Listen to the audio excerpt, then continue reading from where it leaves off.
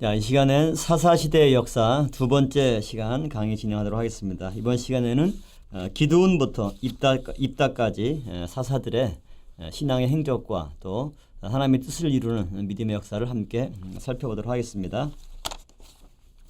자, 첫 번째 오늘은 기드온부터 보도록 하겠습니다.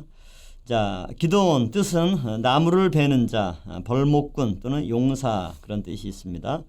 자, 첫 번째 기드온과 관련돼서는 성경은 큰 용사로 부르심을 받았다 이렇게 사사기 6장 12절에 말씀을 하고 있습니다.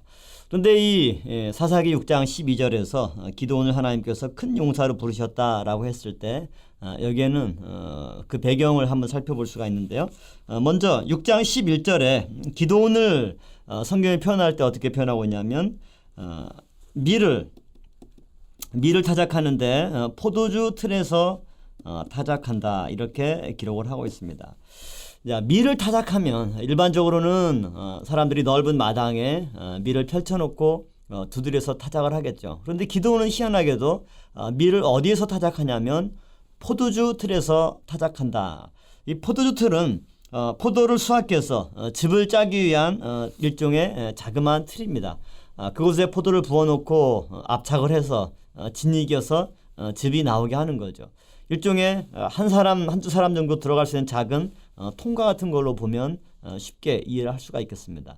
자, 그러면 기드온은 왜 사사기 6장 11절 말씀 볼 때 밀을 이렇게 작은 포도즙 틀에서 타작을 했을까? 이것은 그가 사실은 굉장히 소심하고 겁이 많은 사람이었다라고 하는 것을 알 수가 있죠.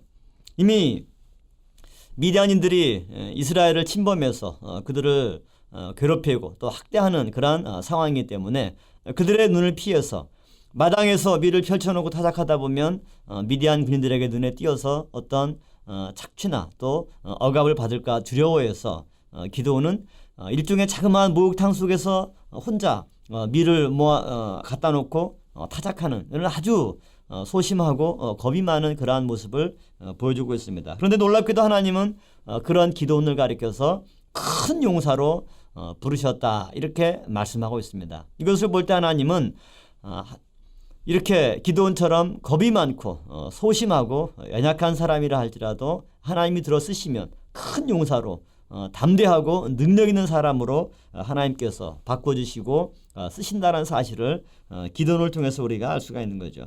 두 번째는 기드온은 종교개혁을 단행을 했습니다. 그래서 기드온의 이름이 여룻바알 또는 여룻베셋 이렇게 나와 있습니다. 여룻바알이라고 하는 말은 뭐냐면 바알과 다툼 그런 뜻이 되겠죠. 그 다음에 여룻베셋이라고 하는 말은 수치와 더불어 이김 그런 뜻이 있습니다. 그래서 하나님께 부르심을 받은 기드온은 가장 먼저 바알 신상들을 타파함으로써 종교개혁을 단행했습니다. 그래서 이스라엘의 모든 수치와 더불어서 싸워 이겼습니다.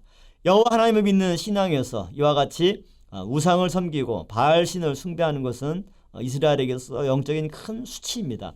그래서 기드온 때 이러한 바알 신상들을 타파함으로써 수치와 겨루어서 이긴 기드온의 종교개혁의 모습을 성경이 말씀을 하고 있는 거죠. 세 번째로 기드온은 300명의 용사를 선발했습니다. 이 용사 선발의 과정을 보면 가장 먼저 하나님께서 이 미디안과 싸울 용사들을 선발했을 때 참 많은 용사들이 기드온을 향해서 몰려왔고 뭉쳤죠. 처음에는 약 한 3만 2천 명 정도 용사들이 몰려왔던 것 같습니다. 이 중에서 하나님이 2만 명을 물러가게 했습니다. 두려워 떠는 자들 다 이렇게 물러가게 하고 그 중에 10,000명밖에 남지 않았습니다. 이 10,000명 남은 용사들도 하나님께서는 뭐라고 말씀하시냐면 그 인원도 너무나 많다. 그래서 두 번째 시험을 뭘로 시험했습니까? 물을 마시는 것으로 시험을 했는데 대부분의 용사들은 물을 마실 때 덥고 하기 때문에 허겁지겁 무릎을 꿇고 그냇가에 정말 얼굴을 파묻다시피 하면서 물을 마셨습니다. 그런데 유독 300명의 용사들만이 한 손에 칼을 차고 한 손으로 물을 마시면서 경계를 늦추지 않는 그러한 300명이 있었던 것이죠.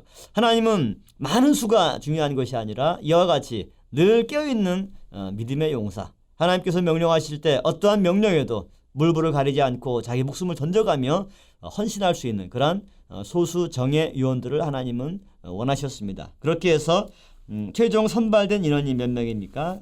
300명이죠. 그래서 우리가 교회 생활할 때도 기도원 300용사, 오늘날 많은 교회에서도 정말 기도원과 같이 300명의 이러한 믿음의 용사만 있다면 아무리 많은 대적도 또 아무리 많은 적의 수도 능히 물리칠 수 있는 최고의 정예 요원들이 바로 300이라고 하는 숫자의 의미가 되겠습니다. 그래서 하나님은 이 300명의 용사를 통해서 미디안의 대군을 물리치는 역사를 진행하시겠다.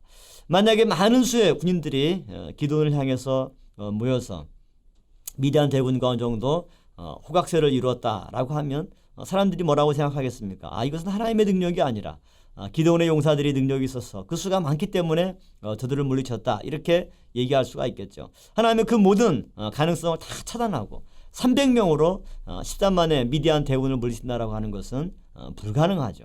그러나 이런 중과부적의 큰 적들을 하나님은 단 300명의 아주 작은 인원을 가지고도 그들을 물리치셨습니다. 그 놀라운 하나님의 능력의 역사를 함께 살펴보도록 하겠습니다.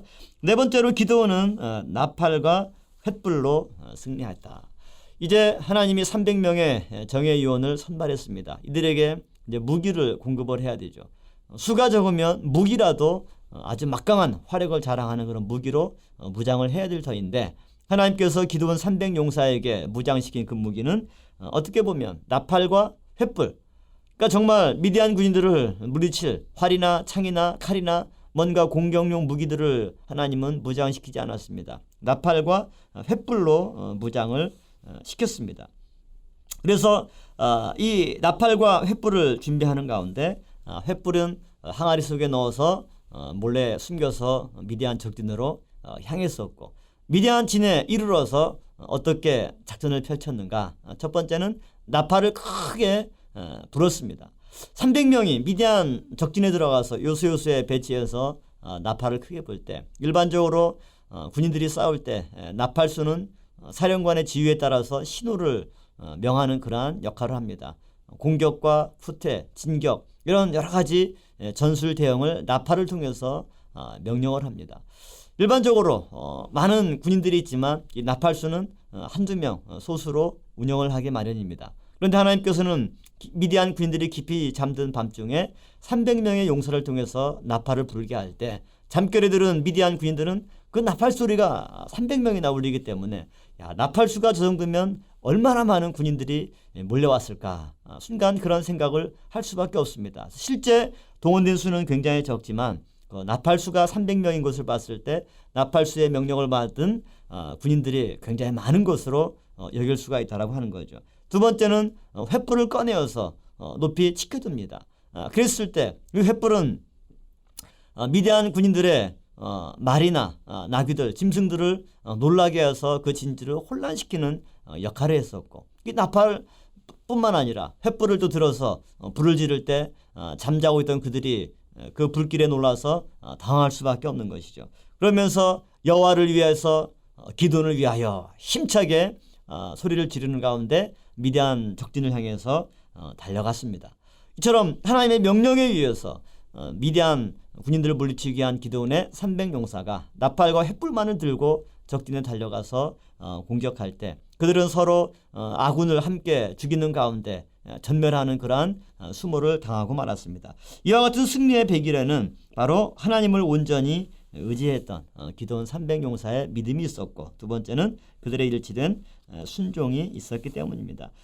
다음 다섯 번째로 기도원의 300용사는 피곤하지만 끝까지 따르며 그 사명을 완수했던 것을 볼 수가 있습니다. 그래서 도망가는 미디안 그 잔당 세력들을 놔두지 않고 끝까지 피곤하지만 추격해서 완전히 소탕하는 그런 완전한 승리를 기도원의 이 300용사들이 가져왔음을 볼 때 포도주 틀에서 밀을 타작했던 소심하고 겁 많은 기도원, 그러나 하나님의 부르심을 입었을 때 이와 같이 300명밖에 안 되는 소수로 큰 승리를 가져오는 놀라운 이적을 일으키고 있음을 우리가 알 수가 있는 거죠. 그 다음 여섯 번째 사사입니다. 돌라라는 이름의 뜻은 벌레 또는 구더기. 이름 자체는 굉장히 어떻게 보면 좋은 이름이 아니죠. 그러나 그러한 사람을 하나님은 사사들을 볼 때 신체적인 장애가 있고 평범하고 어떻게 보면 평균 이하의 그런 사람들을 들어서 저런 놀라운 일을 하셨습니다. 돌라 바로 이름 자체는 아주 밑바닥 인생을 산 그런 출신임을 우리가 알 수가 있지만, 그러나 하나님은 그러한 벌레와 같고 구더기와 같은 사람을 들어서 하나님의 큰 일을 진행을 하셨습니다. 돌라는 이스라엘을 구원하는 그러한 믿음의 사람이었고, 이 돌라에 대한 기록들은 그 내용 자체는 성경에 나와 있지는 않습니다. 그러나 20년 동안 이 돌라는 사사로서 부름을 받아서 하나님께 쓰임을 받았다. 내용은 나와 있지 않지만 20년간 이 돌라가 하나님의 일을 사사로서 감당했음을 볼 때 무난하게 정말 문제없이 그 사명을 감당했음을 볼 수가 있죠. 그래서 결과적으로 돌라는 에브라임 땅 3일에 묻혔습니다. 곧 돌라가 3일에서 생을 마감하는 순간까지 자신의 사역지를 떠나지 않고 끝까지 사명을 사수하며 충성했다는 사실을 알 수가 있죠. 그 다음 7번째 사사는 야일입니다. 야일은 22년 동안 평화시대를 이끈 사람입니다. 그래서 사사 야일이 하나님의 말씀으로 백성들을 깨우치고 말씀의 빛을 비춤으로써 하나님의 목전에서 범죄하지 않았던 것을 볼 수가 있습니다. 그래서 야일이라는 이름의 뜻은 계몽자 또는 빛을 주는 자, 그런 뜻이죠. 히브리어로 오르라는 단어가 빛이라는 단어죠. 여기서 이제 야이르라는 단어는 바로 빛을 주는 자.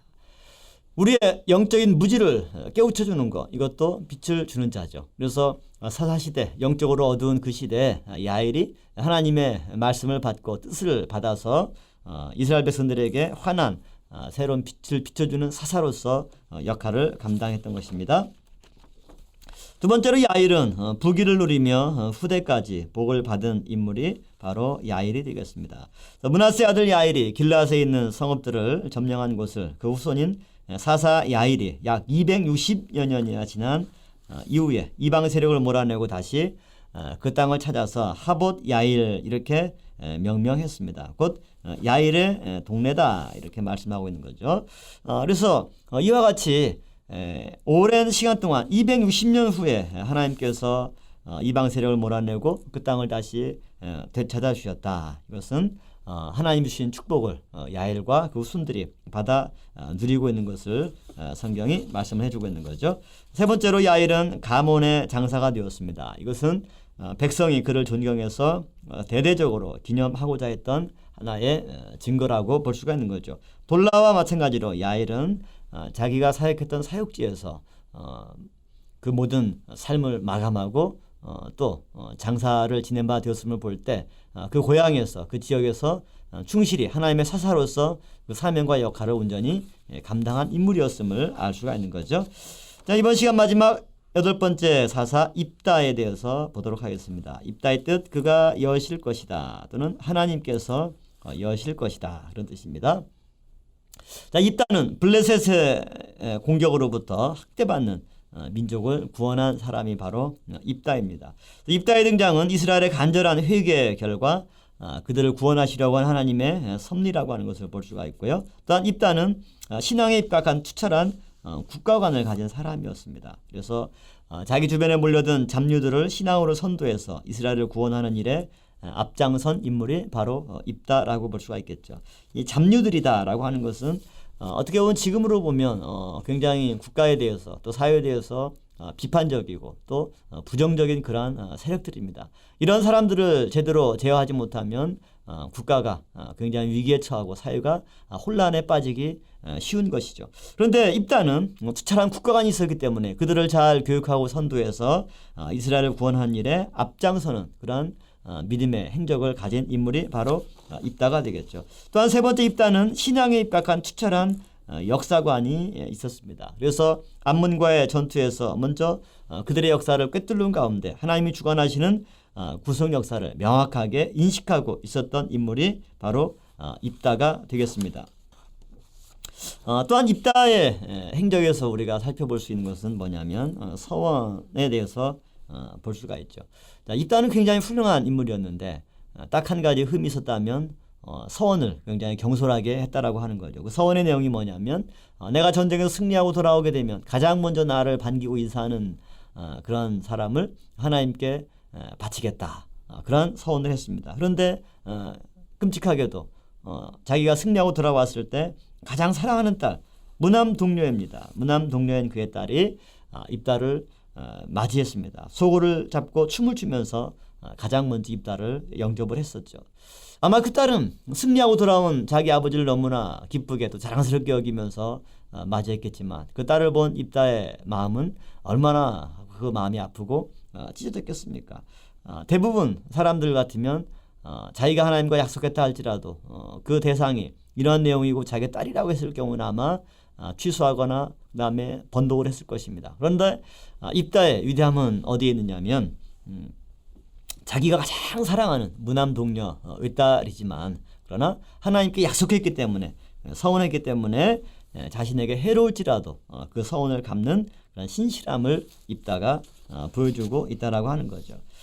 또한 세 번째로 입다는 에브라임 지파와의 전쟁에서 승리한 그러한 사람이었습니다. 사사기 12장 5절과 6절 내용 볼 때 에브라임 사람들의 잘못된 투기가 또 에브라임 지파의 존폐 위기를 초래할 정도의 엄청난 손실을 가져왔습니다. 그런데 입다는 그런 에브라임 지파의 비난들, 전쟁에 블레셋과의 싸움에서 협조하지도 않았고 그럼에도 불구하고 그런 입다를 비난하고 비판했을 때 결국 그들과 싸워서 승리하는 가운데 좀 하나님의 사사로서 국가의 기강을 세우고 또 하나님의 뜻을 올바로 펼쳐가는 그러한 믿음의 인물이 바로 입다가 되겠습니다. 오늘 여기까지 우리가 함께 살펴보는 가운데 사사들의 활동, 믿음의 사람들 또는 평범하고 또 연약하고 부족한 사람들을 들어서 하나님의 큰 일을 위해 썼던 놀라운 사사시대의 이런 역사를 함께 살펴보았습니다.